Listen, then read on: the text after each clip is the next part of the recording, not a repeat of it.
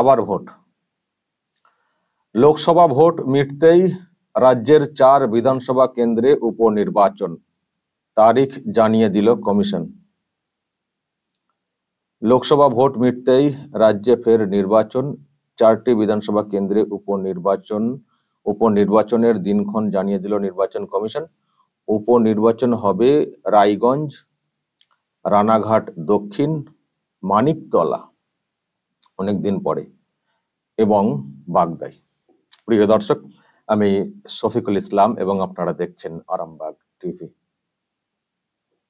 আবার ভোট, আবার সেই চিৎকার, প্রচার, আবার সেই লক্ষ্মীর ভান্ডারের বক্তব্য, আবারও সেই মোদিকে উদ্দেশ্য করে দিদির সব নানান কুকথা, উল্টো পাল্টা কথা। এবার তো আরো বলবেন, উনি আবার বলেছেন এই সরকারটা অবৈধ সরকার, যেটা আর কি গঠিত হয়েছে। আবারও সেই চিৎকার, চেঁচামেচি। যতই উপনির্বাচন হোক না, দেখবেন প্রচারে খামতি রাখবেন না। শাসকের এত আসন, এত কিছু, তাতেও দেখবেন প্রচারে খামতি রাখবেন না। দেখবেন আবার সেই চিৎকার। যেটা খবর, সামনের মাসে 10 তারিখে, জুলাইয়ের 10 তারিখে ভোট, 13 তারিখে কাউন্টিং, 4টি বিধানসভা। কিন্তু আমি আর একটা বিষয় ভাবছিলাম যে 4টিতে ভোট হবে, আবার তো ভোট করতে হবে। কারণ আরো যেসব কেন্দ্রে ওই যারা এমএলএ এমপি হয়েছেন তারা তো একটি ছাড়বেন, তো সেখানে তো আবার তো উপনির্বাচন করতে হবে, আবার এক দফা। যেমন মেদিনীপুর, জুনমালিয়া, তারপরে উত্তরবঙ্গে রয়েছে মনোজ টিগ্গার আসন রয়েছে, তারপরে সিতাইয়ের যিনি টিএমসি ছিলেন, যিনি নিশীথ প্রামাণিককে হারিয়েছেন, ওনার কেন্দ্রটা ছাড়া রিজাইন করবেন উনি, ফলে ওইটা একটা, মানে আরো তো গোটা 3 কমসে কম, আর তোমার নজরে পড়ছে না, 3টি হবে মনে হচ্ছে। আবার তো ওখানে হবে, তা ভোটই হবে নাকি? ভোটই হবে। কেন যে বলা হয় যে এক দেশ এক ভোট, মানে এটা যে কি সুবিধা হয়। এই যে ধরুন ভোট ঘোষণা হয়ে গেছে, আবার তো এইসব এলাকায় তো আবার তো নির্বাচনী আচরণ বিধি তো চালু হয়ে যাবে, তাহলে উন্নয়নের কাজগুলো কবে হবে? তো যাই হোক দর্শক, ভোট আবার ঘোষণা হয়ে গেছে, আবারও ভোট ভোট ব্যাপার। ভীষণ বিরক্তির আমার মনে হয় এটা শুনে, আপনাদেরও খুব বিরক্ত। আসলে ভালো কখন লাগবে? যখন ভোটটা ঠিক করা হবে। ভোট যদি ঠিক করে না হয়, আজও আমার তো এখনো আঙুলের তো এখনো তো মানে কালি, দেখতে পাচ্ছেন, কালি এখনো ওঠেনি। আবার ভোট, নিশ্চয়ই ওই এলাকার আরো অনেকের কালি মনে হচ্ছে এখনো ওঠেনি, তারা কি বা ভোট দেবেন? 10 তারিখ দেরি আছে, তার মধ্যে হয়তো কালি উঠে যাবে কিনা, মানে কি করে ভোট দেবেন? আমার তো আজও কি কালি লাগিয়েছে কি জানি কমিশন, কালি রয়েছে, রেজাল্ট দেখতে আসছে না ঠিক মতো। তো যাই হোক, কমিশন, তবে শুধু এই রাজ্যেরই 4টে নয়, দেখছি যে আরো অন্যান্য রাজ্যেরও সব আছে, 1-2 করে আসন রয়েছে উপনির্বাচনের বিধানসভার, সেগুলো সব হয়েছে একসঙ্গে, দেশ জুড়ে একটা ঘোষণা করা হয়েছে। কমিশন ওর মতো করে কাজ আর কি করে নিতে চাইছে, তো সেই হিসেবে ঘোষণা। এখন প্রশ্ন হচ্ছে যে কি হবে এই 4টির মধ্যে। মানিকতলা মানে সাধন পান্ডে, যিনি ওনার যে এলাকা ছিল, ওটা তো অনেকদিন ওরকম অবস্থায় পড়েছিল। বাকি 3টি এই লোকসভার জন্য হয়েছে, কারণ বিজেপির টিকিটে এমএলএ হয়েছিলেন, অথচ তৃণমূল কংগ্রেসে গিয়ে তৃণমূলের টিকিটে প্রার্থী হতে গিয়েছিলেন এই 3 রথী।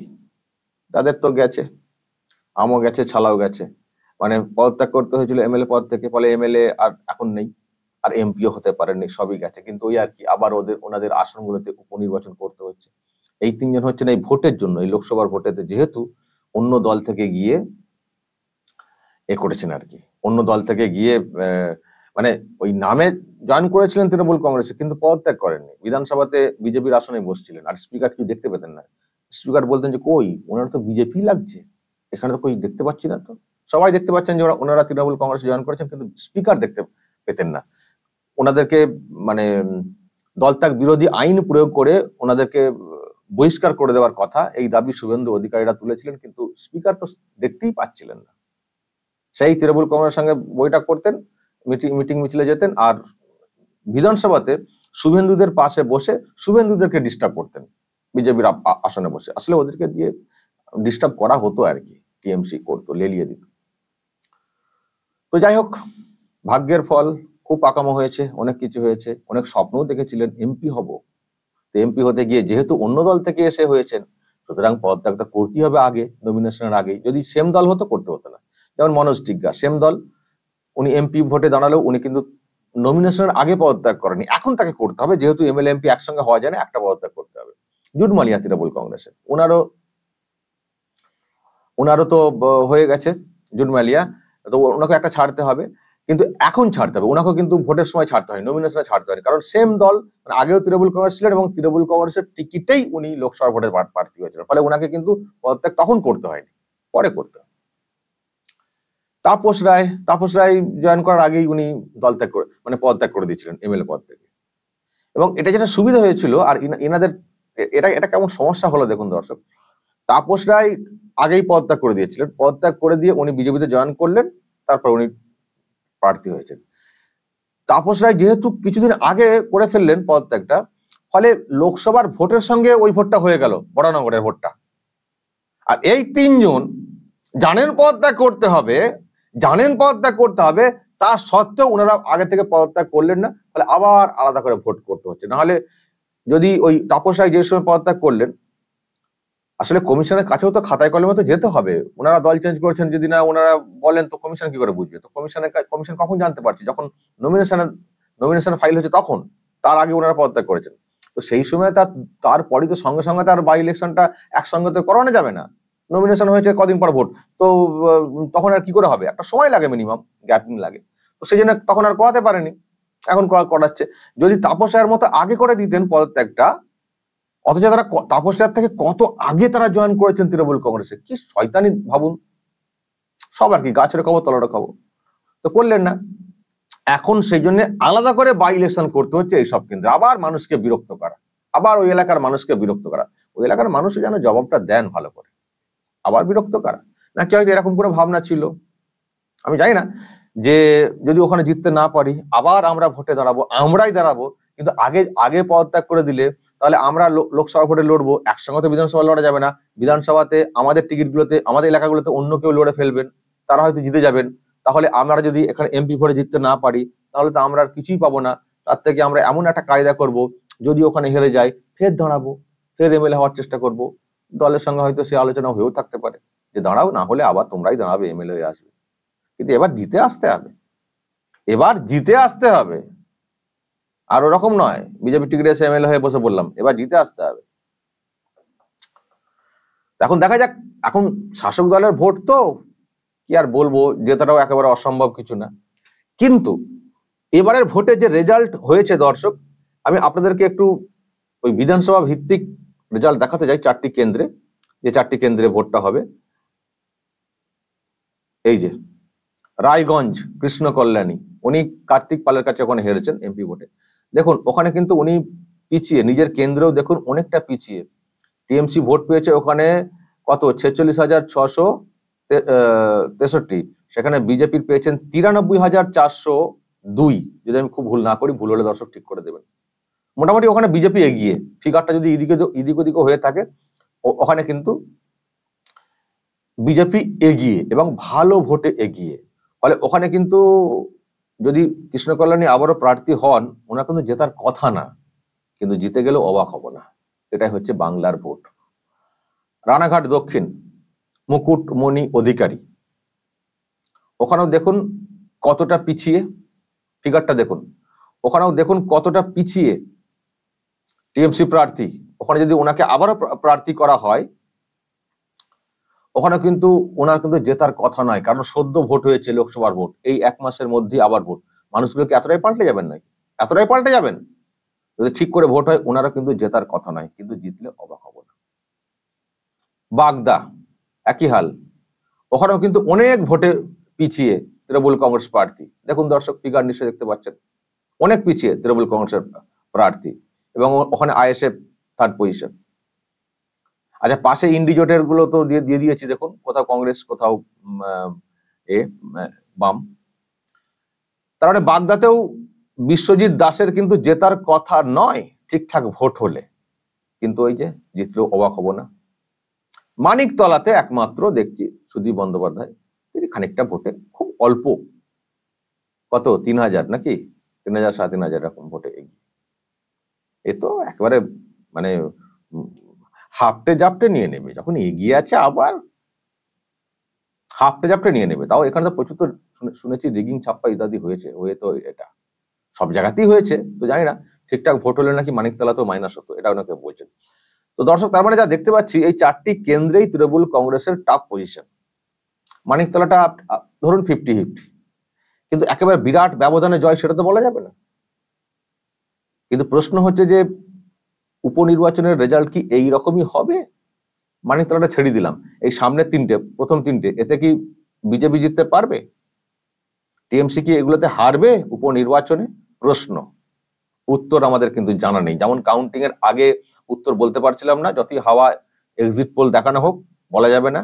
সুতরাং এটারও ভোট এবং কাউন্টিং যতক্ষণ না হচ্ছে বলা যাবে না কি হবে রেজাল্ট। কিন্তু যে রেজাল্ট হয়েছে লোকসভার ভোটে, যে ব্যবধান দেখতে পাচ্ছি, এতে করে জেতার কথাই নয়, অন্ততপক্ষে প্রথম 3টে আসনে জেতার কথাই নয়। ফলে ওই 3 রথী 3 জন, ওদের কিন্তু আর বিধানসভাতে এন্ট্রি নেওয়ার আর কোনো কিন্তু কথাই নয়। ওনারা যেভাবে ওখানে সব তো ওনারাই তো প্রার্থী হয়েছিলেন, ওনাদের যে ভোট, ওনাদেরকে দেখি তো ওখানে মানুষ ভোট দিয়েছেন, এমপি ভোট কি হয়েছে, ওনারা তো ছিলেন। আবার যদি ওনারাই ওখানে প্রার্থী হন, তো সেম তো, যারা ওনাদের বিরুদ্ধে ভোট দিয়েছেন আবার কি বিধানসভাতে কি উপনির্বাচনে কি ওনাদের পক্ষে ভোট দেবেন নাকি? নিয়ম অনুযায়ী দেয় কি কখনো? কিন্তু ওই যে জানি না কি হবে রেজাল্ট। শাসক বাপরে বাপ, ওই সেন্ট্রাল ফোর্স থাকবে, ওই রকমই থাকবে, ওই রকমই কাজ করবে, কত কি তারপরে বলা হবে দেখবেন। তো যদি হেরে যান তাহলে ওই আর কি, যেটা বলছিলাম, আমও গেল চালাও গেল, আর এন্ট্রি হলো না। আর যদি জিতে যান সেটাও মানে এই অবস্থাতে জিতে গিয়েও সেটাও শুভেন্দুদের কাছে খুব একটা মন্দের লাগবে না, যে ওরা তো ওই এমনি তো নিয়েছিল, ঠিক আছে। কিন্তু অ্যাটলিস্ট এটুকু আমরা স্বস্তি যে আমাদের আসনে আর বসতে পারবেন না, কারণ টিএমসি টিকিটে এমএলএ হবেন, আমাদের আসনে বসতে পারবেন না। আগে যেমন জয়েন করে গেছেন টিএমসিতে, কিন্তু বিজেপির টিকিটে বিধানসভাতে বসে শুভেন্দুদেরকে খোঁজলানো, ডিস্টার্ব করা, বিভিন্ন সময় শুধু ডিস্টার্ব করা তৃণমূল কংগ্রেস করাতো, কারণ তৃণমূল কংগ্রেস তো অন্যদিকে বসতো, বিজেপি একদিকে, সুতরাং অন্য দিক থেকে ডিস্টার্ব করাটা অসুবিধা আছে। আর নিজেদের মধ্যে ঘরশত্রু বিভীষণকে লাগিয়ে যেভাবে সহজ হয় আর কি ডিস্টার্ব করা, সেটা করা হচ্ছিল। তো এটা অন্তত সেটা হবে না, জিতলে যান টিএমসি চেয়ারে, যেমন বলছিলেন। এবার প্রকাশে, এবার বিমান বন্দ্যোপাধ্যায়কে বলা, দেখতে পেলেন তো, এবার দেখতে পেলেন তো আপনাদের ক্যান্ডিডেট হয়েছিলেন, আবার ভোটে জিতে এসেছেন, একটু বলা স্পিকার তো মনে হয় যায় না এখনো, বুঝতে পেরেছেন, কারণ দলের টিকিটে প্রার্থী হয়েছেন, রিজাইন করেছেন, সে তো আসলে স্পিকার দেখতে পান না কেউ মানে চলে এলে, অদ্ভুত ব্যাপার। তো যাই হোক, এখন কি হয় রেজাল্ট সেটা দেখার রয়েছে, খুবই কৌতূহলের ব্যাপার। আর এটাও আরো একবার প্রমাণ হওয়ার ব্যাপার যে বাংলাতে ভোট মানে কেমন হয়। যদি এর পরেও এই 3টি কেন্দ্রে, রায়গঞ্জ, রানাঘাট দক্ষিণ এবং বাগদা, যদি এই 3টি কেন্দ্রে তৃণমূল কংগ্রেস আবারও জিতে যায় এই 1 মাসের মধ্যে, তাহলে আর কি বলবেন হয়তো আপনারা, ধর ভোট হওয়ার কোনো দরকার নেই, বা এইভাবে ভোট করার কোনো দরকার নেই। যদি অন্য কোনো উপায় থাকে ফ্রি অ্যান্ড ফেয়ার ভোট হওয়ার, সেইভাবে হোক। ফালতু মানুষকে লাইনে দাঁড় করিয়ে এইভাবে কষ্ট দেওয়ার কোনো অর্থ হয় না। নিশ্চয়ই আপনারা সেটা বলবেন, তবুও নিশ্চয়ই এখনকার মানুষ রুখে দাঁড়াবেন, ওনাদের মতো করে রুখে দাঁড়াবেন। বিজেপি এবার ভোট কিন্তু বেশি পেয়েছে, 21-এর ভোটের থেকে এবার কিন্তু বিজেপির ভোট বেড়েছে। এত কিছু বলা, লক্ষ্মীর ভান্ডার, আইপ্যাককে এইভাবে কাজে লাগানো, এবং নিজেরা টাকা দেওয়া, কেন্দ্র টাকা আটকে দিয়েছে বলে জব কার্ডের নামে টাকা দেওয়া, বাড়ি সব করে দেবে বলা হয়েছে, কত কি। তারপরেও কিন্তু বিজেপির ভোট কমেনি, বেড়েছে। বিধানসভা ভিত্তিক আসনেও বিজেপি এগিয়ে গেছে, 77টা আসনে জিতেছিল, 90+ হয়ে গেছে। 40% ভোট পেয়েছে এইরকম বহু কেন্দ্রে, যেখানে জিততে গেলে হয়তো 42, 43, 45 এর মধ্যে পেলি হয়ে যাবে। ফলে বিজেপির ভোট কিন্তু বেড়েছে, সম্ভাবনা কিন্তু বিজেপির বিরাট, এবং নরেন্দ্র মোদী সরকারটা আবারও ফিরে এসছে। ফলে কেন্দ্রের একটা ব্যাপার আছেই, শাসকের একটা, যদিও যতটা আশা করা হয় ততটা হয় না, তবুও আর কি, না থাকার থেকে তো বেটার। তো এখান থেকেও লড়াইটা কিন্তু করা যায়, আমার মনে হয় বিজেপি এবার একটু সিরিয়াস হবে, বাংলার বিষয়ে সিরিয়াস হবে। দুজনকে হয়তো মন্ত্রী করা হয়েছে, কিন্তু মন্ত্রী থেকে বাকিদেরকে বাংলাতে কাজে লাগানোর হয়তো চেষ্টা হতে পারে, এমপিদেরকে। মন্ত্রী করে কি আর হয়, এখানে বাংলার কি লাভ হয়? কিছু লাভ হয়। তো সিরিয়াস হবে। ফলে এই যে উপনির্বাচন, যদি এটাও তারা সিরিয়াসলি নেয় প্রচারে, কিন্তু যদি মারামারি হয়, খুনোখুনি হয়, তাহলে কি করে মানুষ রুখে দাঁড়াবেন? এটা একটা ব্যাপার রয়েছে। তা নাহলে যে হাওয়া, যে বিষয় এবং বিজেপির ভোট বেড়েছে, এটা তো একটা খবরটা সামনে এসছে। এবং দেখবেন শহর এলাকাতে তৃণমূল কংগ্রেস অনেক ওয়ার্ড হারিয়েছে। মানে শিক্ষিত সম্প্রদায়ের কাছ থেকে, সমাজের কাছ থেকে তৃণমূল হটে যাচ্ছে। ওই কিছু ভিক্ষা, মানে ওই আর কি দিয়ে টিয়ে দান খয়রাতি করে কিছু মানুষকে অন্যরকম প্রলোভন দেখিয়ে বা জুজু দেখিয়ে ভোটটা আদায় হচ্ছে। অ্যাকচুয়ালি মানুষ কিন্তু সরে গেছে। ফলে বিজেপির এখন অভ্যন্তরে একটা বাংলাতে দেখছি একটু চলছে তর্ক বিতর্ক, ওগুলোকে মিটিয়ে যদি বিজেপি ঐক্যবদ্ধ হয়ে একটু লড়ে না, আর যদি কেন্দ্র একটু সাপোর্ট ঠিক মতো করে দেয়, আর সাপোর্ট দিক, কিন্তু বাংলার বিজেপিকে বাংলার মতো করে চলতে দিতে হবে। বাংলার যে ডেমোগ্রাফি, সেই অনুযায়ী বিজেপিকে চলতে দিতে হবে, আর ঐক্যবদ্ধ হয়ে চলতে হবে, সাংগঠনিক শক্তি বৃদ্ধি করতে হবে। তো আমার মনে হয় এই তিনটেতে বিজেপি ধরে রাখতে পারবে। একটু ক্যালকুলেট করতে হবে, যেখানে যেখানে যেভাবে সব রিং ছাপ্পা হয়। আর তিনটে তো একেবারে বুক চিতিয়ে যদি একটু নেতৃত্ব থাকে, যদি উপনির্বাচনও হারানো যায়, এর কিন্তু ইফেক্ট পড়ে যাবে পরের ভোটগুলোতে। বিজেপির পক্ষে আসবে, তৃণমূলের পক্ষে হলে সে তো ওই আর কি, কিন্তু বিজেপির পক্ষে আনা গেলে নতুন একটা উদ্যমতা আসবে, এটা বলার কিন্তু কোনো অপেক্ষা রাখে না। দেখা যাক শেষ পর্যন্ত সেটা করে উঠতে পারে কিনা, কারণ শাসকের যা প্রভাব এবং প্রশাসনিক লোকজনদেরকে যেভাবে কাজে লাগানো হয়, কি করবেন। দর্শক যদি কিছু বলার থাকে এইসব নিয়ে, আপনাদের কি মনে হয় কি হবে রেজাল্ট, বলতে পারেন, বা যদি এইসব নিয়ে আরো অন্য কিছু বলা থাকে বলবেন কমেন্ট বক্সে। নজর রাখবেন আরামবাগ টিভি।